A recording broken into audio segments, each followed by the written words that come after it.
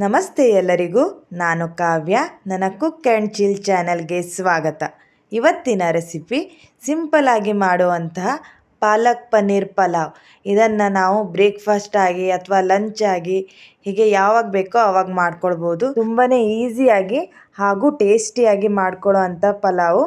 ಬನ್ನಿ ಇವಾಗ ಹೇಗೆ ಮಾಡೋದು ಅನ್ನೋದನ್ನು ಕ್ವಿಕ್ಕಾಗಿ ನೋಡ್ಕೊಂಡು ಬರೋಣ. ಮೊದಲಿಗೆ ನಾವು ಅನ್ನನ ಮಾಡ್ಕೊಳ್ಬೇಕು. ಹಾಗಾಗಿ ನಾನು ಇಲ್ಲಿ ಒಂದು ಪಾತ್ರೆಯಲ್ಲಿ ನೀರನ್ನು ಕಾಯ್ಲಿಕ್ಕೆ ಇಟ್ಟಿದ್ದೇನೆ. ನೀರು ಕಾದಾದ ನಂತರ ಇದರಲ್ಲಿ ಒಂದೆರಡು ಪಲಾವ್ ಎಲೆ, ಒಂದು ಚಕ್ರ ಮೊಗ್ಗು ಹಾಗೆ ಚಕ್ಕೆ, ಸ್ವಲ್ಪ ತುಪ್ಪನ ಹಾಕ್ಕೊಂಡಿದ್ದೇನೆ. ಇವಾಗ ನೀರು ಕಾದಿದೆ.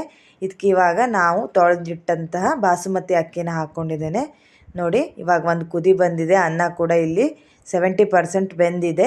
ಈ ಸ್ಟ್ರೈನರ್ನಲ್ಲಿ ಈ ರೀತಿ ಗಾಳಿಸ್ಕೊಳ್ತಾ ಇದ್ದೇನೆ. ಇದನ್ನು ಸ್ವಲ್ಪ ಹರಡಿ ಇದನ್ನು ತಣ್ಣಗಾಗ್ಲಿಕ್ಕೆ ಬಿಡಬೇಕು. ಆವಾಗ ಅನ್ನ ಉದ್ರುದ್ರಾಗಿ ಬರುತ್ತೆ. ಈಗ ಒಂದು ಪಾತ್ರೆಯಲ್ಲಿ ನಾನು ನೀರನ್ನು ಬಿಸಿಗಿಟ್ಟಿದ್ದೇನೆ. ಇದರಲ್ಲಿ ನಾನು 1 ಕಟ್ ಆಗುವಷ್ಟು ಪಾಲಕ್ ಸೊಪ್ಪನ್ನು ತಗೊಂಡಿದ್ದೇನೆ. ಇದನ್ನು ತುಂಬ ಬೇಯಿಸ್ಕೊಳ್ಬಾರ್ದು, 1 ನಿಮಿಷ ಬೇಯಿಸ್ಕೊಂಡ್ರೆ ಸಾಕು. ಇವಾಗ ಇದು ಬೆಂದಿದೆ. ಇದಕ್ಕೆ ಸ್ವಲ್ಪ ಉಪ್ಪನ್ನು ಹಾಕಿ ಗ್ಯಾಸನ್ನು ಆಫ್ ಮಾಡಿಟ್ಟಿದ್ದೇನೆ.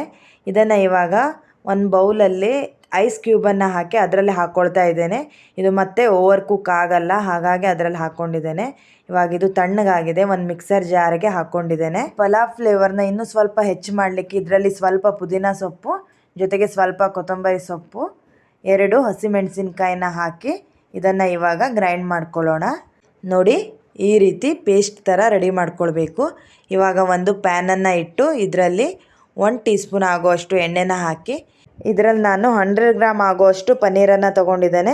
ಇದನ್ನು ಚೆನ್ನಾಗಿ ಈ ರೀತಿ ಸ್ವಲ್ಪ ಕಲರ್ ಚೇಂಜ್ ಆಗೋ ತನಕ ಫ್ರೈ ಮಾಡ್ಕೊಳ್ಬೇಕು. ಆವಾಗ ಫ್ಲೇವರ್ ತುಂಬಾ ಚೆನ್ನಾಗಿ ಬರುತ್ತೆ. ಇವಾಗ ಇದು ಫ್ರೈ ಆಗಿದೆ.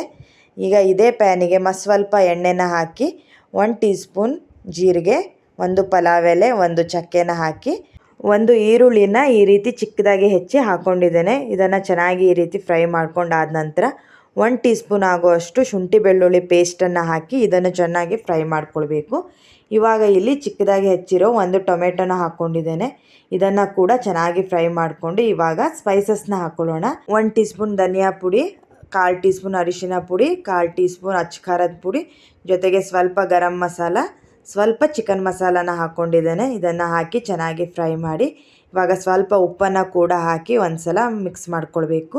ಇವಾಗ ನಾವು ಗ್ರೈಂಡ್ ಮಾಡಿಟ್ಟಿರೋ ಈ ಪೇಸ್ಟನ್ನು ಇದರಲ್ಲೇ ಹಾಕ್ಕೊಂಡಿದ್ದೇನೆ. ಇದು ಸ್ವಲ್ಪ ಕಲರ್ ಚೇಂಜ್ ಆದ ನಂತರ ಇವಾಗ ಫ್ರೈ ಮಾಡಿಟ್ಟಿರೋ ಪನ್ನೀರನ್ನು ಹಾಕ್ಕೊಂಡಿದ್ದೇನೆ. ಇದನ್ನೆಲ್ಲ ಹಾಕಿ ಮಿಕ್ಸ್ ಮಾಡಾದ ನಂತರ ಇವಾಗ ನಾವು ರೈಸನ್ನು ಹಾಕ್ಕೊಳ್ತಾ ಇದ್ದೇನೆ. ಇದನ್ನು ನಾವು ಡೈರೆಕ್ಟಾಗಿ ಕುಕ್ಕರಲ್ಲಿ ಮಾಡ್ಕೊಳ್ಬೋದು, ಆದರೆ ಈ ರೀತಿ ಮಾಡಿಕೊಂಡ್ರೆ ಟೇಸ್ಟ್ ಇನ್ನೂ ತುಂಬ ಚೆನ್ನಾಗಿ ಬರುತ್ತೆ. ನಾನಿಲ್ಲಿ ಮೊದಲೇ ಗೋಡಂಬಿನ ಅದ್ರ ಜೊತೆ ಹಾಕ್ಕೊಳ್ಳೋದನ್ನು ಮರ್ತುಬಿಟ್ಟೆ, ಹಾಗಾಗಿ ಇವಾಗ ಫ್ರೈ ಮಾಡಿ ಹಾಕ್ಕೊಳ್ತಾ ಇದ್ದೇನೆ. ನೀವು ಈರುಳ್ಳಿ ಫ್ರೈ ಮಾಡೋಕ್ಕಿಂತ ಮುಂಚೆನ ಗೋಡಂಬಿನ ಕೂಡ ಹಾಕ್ಕೊಳ್ಳಿ. ಈ ಫ್ರೈ ಮಾಡಿಟ್ಟಿರೋ ಗೋಡಂಬಿನ ಈ ರೈಸ್ ಒಳಗೆ ಹಾಕ್ಕೊಂಡು ಚೆನ್ನಾಗಿ ಇದನ್ನು ಮಿಕ್ಸ್ ಮಾಡ್ಕೊಂಡು ಬಿಟ್ಟರೆ ನಮ್ಮದು ಟೇಸ್ಟಿಯಾದ ಪಾಲಕ್ ಪನ್ನೀರ್ ಪಲಾವ್ ಕೂಡ ಇವಾಗ ರೆಡಿ ಆಯಿತು. ಇದರಲ್ಲಿ ನಾವು ಪಾಲಕ್ನ ಹಾಕಿ ಮಾಡಿರೋದ್ರಿಂದ ಇದು ಮಕ್ಕಳಿಗೆ ನಾವು ಲಂಚ್ ಬಾಕ್ಸಿಗೂ ಕೊಡ್ಬೋದು. ತುಂಬಾ ಹೆಲ್ದಿಯಾಗಿರುತ್ತೆ ಹಾಗೂ ತುಂಬಾ ಟೇಸ್ಟಿಯಾಗಿ ಕೂಡ ಬರುತ್ತೆ. ಇದು ಮಿಸ್ ಮಾಡದೆ ಇದನ್ನು ಟ್ರೈ ಮಾಡಿ. ನಮಗೆ ಒಂದೇ ಥರ ತರಕಾರಿ ಹಾಕಿರೋ ಪಲಾವ್ನ ತಿಂದು ಬೇಜಾರು ಬಂದಿರುತ್ತೆ. ಆ ಟೈಮಲ್ಲಿ ಈ ರೀತಿ ಸ್ವಲ್ಪ ಡಿಫ್ರೆಂಟಾಗಿ ಟ್ರೈ ಮಾಡಿ.